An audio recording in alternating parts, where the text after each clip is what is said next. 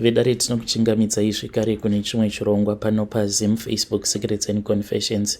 Tadzoka zvekare nemamwe mamessages. Rekedzai tibva tapinda mumamessages edu atadzoka takakubatirai. Meseji yedu yekutanga yakamira sekudai so: hanzi makadi zvenyu mukoma, ndinokumbirawo kuti munge muchindiposterawo nyaya yangu makavigawo chitupa changu. Inini ndiri mudzimai uye zvekare ndine makore 29 years ekuberekwa. So far mukoma ndabvisirwa mari.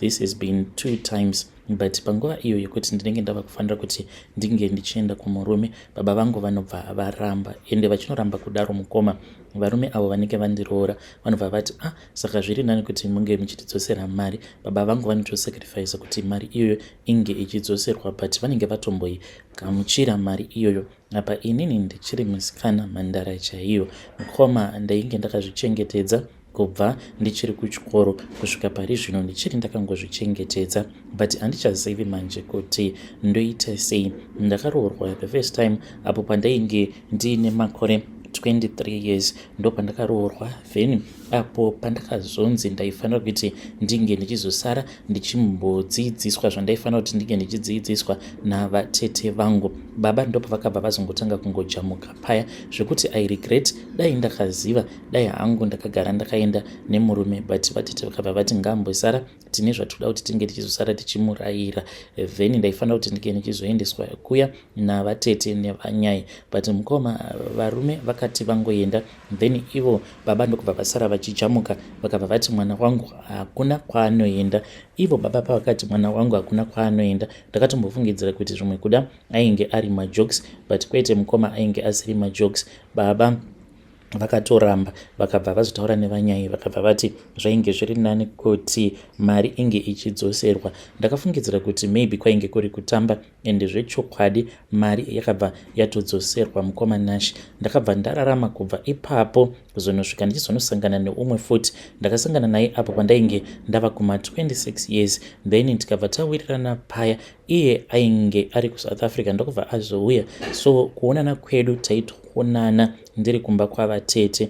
Then ndokubva ndaroorwa. Iye ainge achitodawo zvinhu zvefasta zvekuti anga achikwanisa kudzokera neni kuSouth Africa. The same thing happened. Then vatete vakabva vati mwana wedu tifanira kuti tinge tichimudzidzisa. Apo kubva zvandainge ndakazivisa vatete kuti ndine munhu wandava kufambidzana naye, vakabva vanditi usambofa wakamuudza kuti pane dzimwe mari dzawakatombobvisirwa, mari idzodzo dzikabva dzazodzorerwa nekuti munhu anobva akuramba. Saka it was a secret that he did not know. Saka baba vakabva varamba zvekare the second time, vakabva vatodzosera munhu uyu mari yake. Ainge akandiroora about 30,000 rands. Mari iyoyo yose akaidzoserwa nababa vangu. Kusvika pari zvino mukoma, nawo zvava kuitika ndezvekuti kuti ndinge ndichinzi ndinowanawo munhu, kuwana munhu, aiwa I can't. Handiziviwo kuti chii chiri kumboitika pandiri. Ivo baba ndinoti kana ndikamboda kumbotaura navo vanobva vanditi enda unotaura natete vako, ndivo vanoziva. Kana ndikaenda kuna vatete,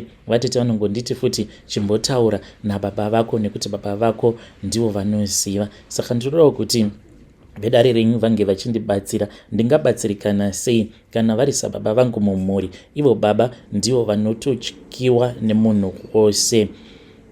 Vedare ndo message iyo yandakatumidzirwa ichibva kune mwanasikana uyo. Please ngatizamei kuti tinge tichitaura navo vanzvadzi vedu ava mucomment section. Hanzi ndakaroorwa 2 times mushure mekunge ndaroorwa mari dzikabva dzazodzoserwa.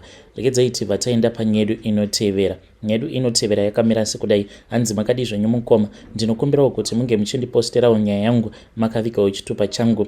Inini mukoma, pamba pandiri kugara nemurume wangu, like tinogara mumarooms emukati ekuti tinenge takati, vamwe vanenge vari kusaidi uko, vamwe vanenge vari kusaidi uko. Zvino ndakazonetsana neumwe uyo wandakanetsana naye. Takati tanetsana kudaro, then ndikabva ndazoenda kumasowe. Ndaenda kumasowe ndakabva ndazonzi ndainge ndichifanira kuti ndinge ndichizotora tsono. Kana ndatora tsono ndobva ndazongoisa mupassage but ndaifanira kuisa tsono iyoyo yakanangana nepadhoo rake. Ndakabva ndazoita saizvozvo mukoma. Ipapo pandakazviita ndainge ndichiziva kuti vamwe vose vazhinji vainge vabuda vaenda kumabasa, saka iye neni ndisu taingoswera tiri pamba ende takatomboita mafriends tichitoita makuhwa tose kudzamara azotanga kundinyeya nevamwewo. Saka mushure mekunge ndaisa tsono iya yandakabva ndapinda zvangu mumba mangu, but ndainge ndakadongorera nepaburi repadhoo. Mukoma ndo pandakabva ndazvionawo umwe muface uyo ainge achigarapo pamba ipapo ainge atori bachura. Musi wacho iwoyo I think akakurumidza kubva kubasa, akati achifamba mupaseji achingonodarika padhoo rangu akabva aridza mhere akabva ati maiwe ndabayiwa kochiko chandibaya.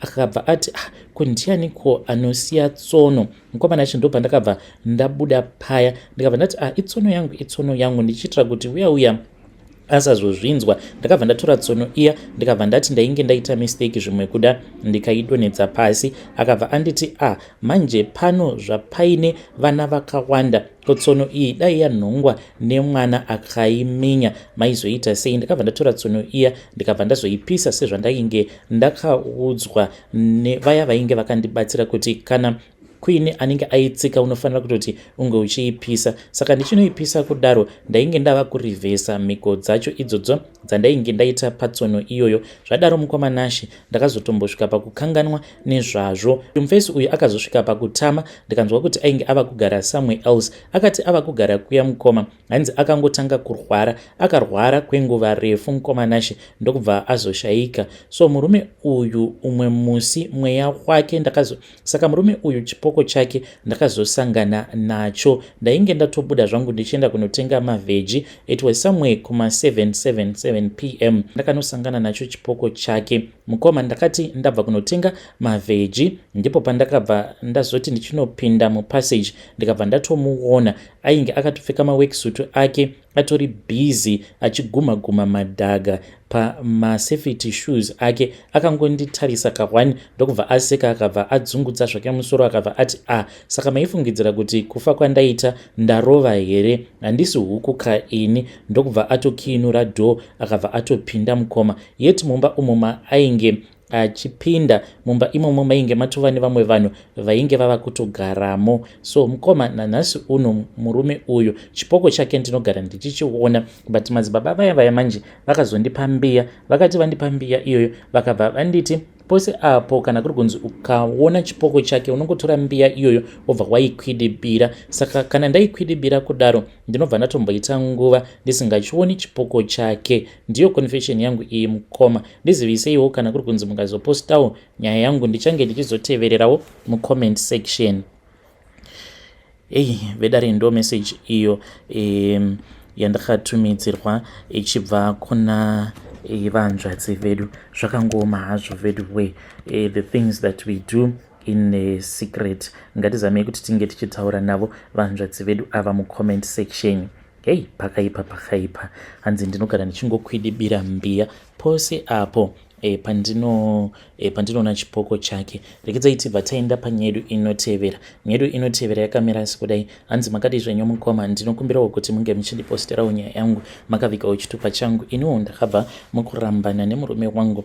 This was last month, but now I am regretting. Ndava kutofunga kuti zviri nani kuti ndinge ndichidzokera kumurume, but handizivi manje kuti ndodzokera sei.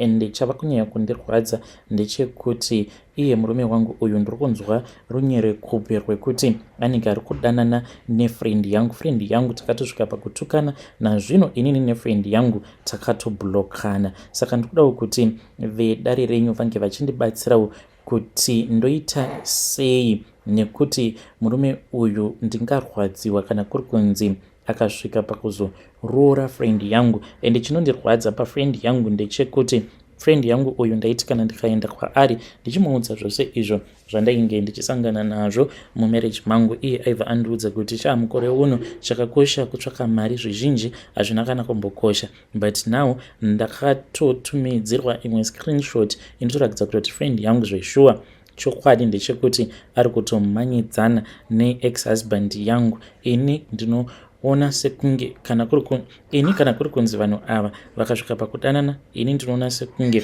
ndichauraya munhu. Ndinokumbirawo kuti munge muchindiposterawo nyaya yangu, ndichange ndichizotevererawo mucomment section. Vedari ndo message iyo yandakatumidzirwa ichibva kuna vanzvadzi vedu. Please ngatizamei kuti tinge tichitaura navo vanzvadzi vedu ava mucomment section. Zvakangoma hazvo vedu we. Regedzai tibva taenda panyedu inotevera. Nyedu inotevera yakamira sekudai.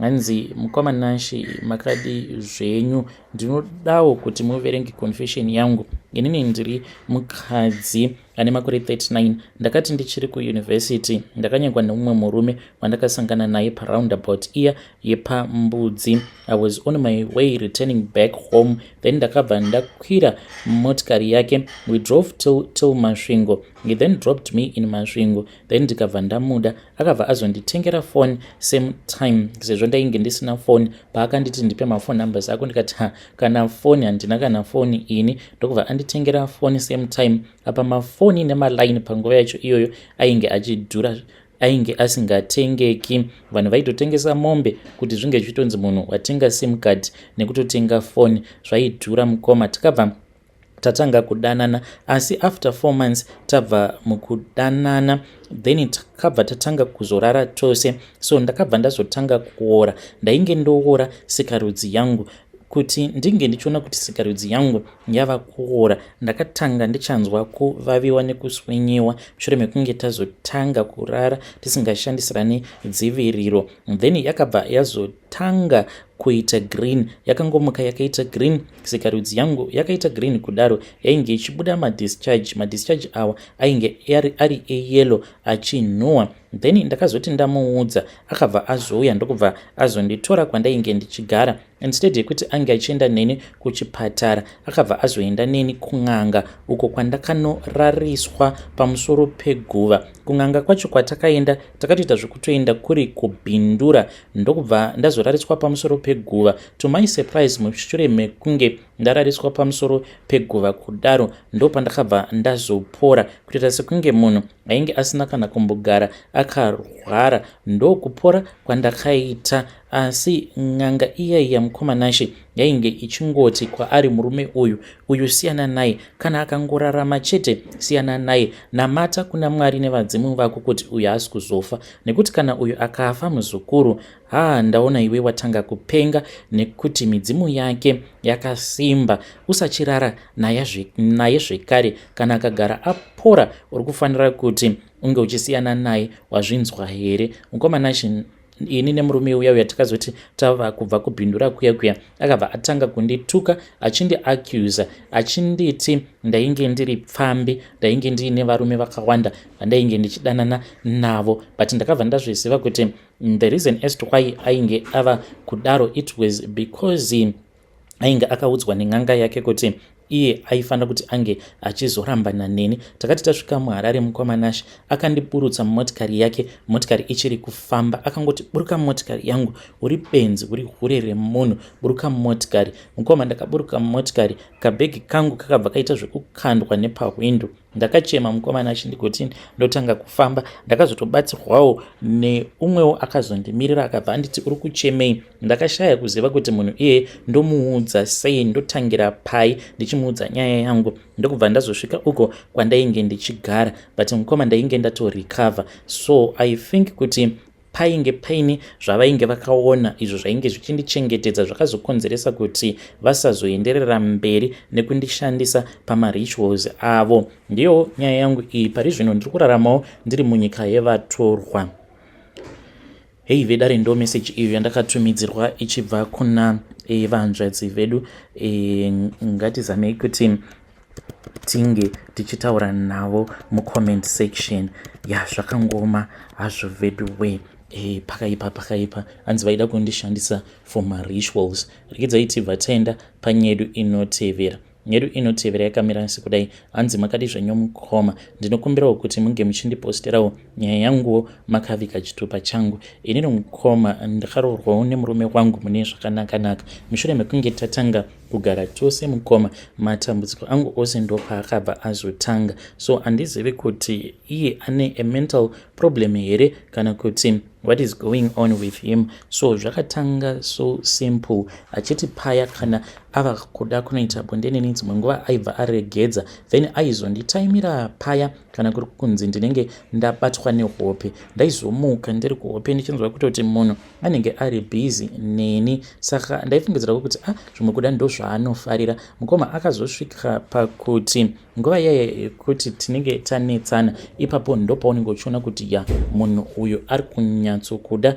nezvako, zviya zvekuti achinoita bonde newe kana ukasha hwaanenge achikushandisira uya hwekuti unotoona kutoti ya baba ava vanoita sekunge vane kamweya kekuda kunzwa kuda kubata mukadzi chibharo. Kusvika pari zvino mukoma handina musi uyo wekuti ndingatoti ndinotoenjoyawo kuita bonde nemurume wangu, because all the times anotofara kana kuri kunzi akanoita bonde neni achinzwa kuti ndinenge ndiri dry zvekuti anonondisiya ndasvuuka iye anenge achitoti ndo zvinenge zvichimunakidza izvozvo. Saka ndodawo kuti vedare renyu vange vachindibatsira kana vari avo vanoitawo zvekudokta kana kuti manesi vanokwanisa kundibatsira, so that ndege ndichiziva kuti murume wangu uyu hakusi kunzi atova murwere wepfungwa here, kana kuti vanhu vakadaro variko vekuti iye kana achinosangana nemurume nemudzimai iye kuti kana achinosangana nemudzimai pabonde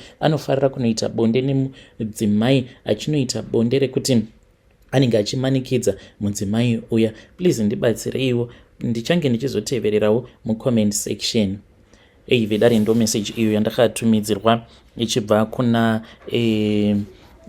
kuna vahanzvadzi vedu. Ngatizamei kuti tinge tichitaura navo vahanzvadzi vedu ava mucomment section. Zvakangoma hazvo vedu we, strange things indeed they do happen in this world. Pakaipa. Saka mukoma vedu vaya kana muchiri kuvarangarira vaya vaiti vane kensa pagumbo vakazokwanisa kuenda kumusha. Saka ivo vanga vachiti hanzi ndichanoona pastor, hanzi ndichazama kunoona pastor nhasi, hanzi kumatutu kumasikati. Saka please try to remember him in your prayers. Vakazoenda havo kumusha. Let's hope kuti he is going to get a good response. Ngatisanganei zvekare mune zvimwe zvirongwa zvinotevera.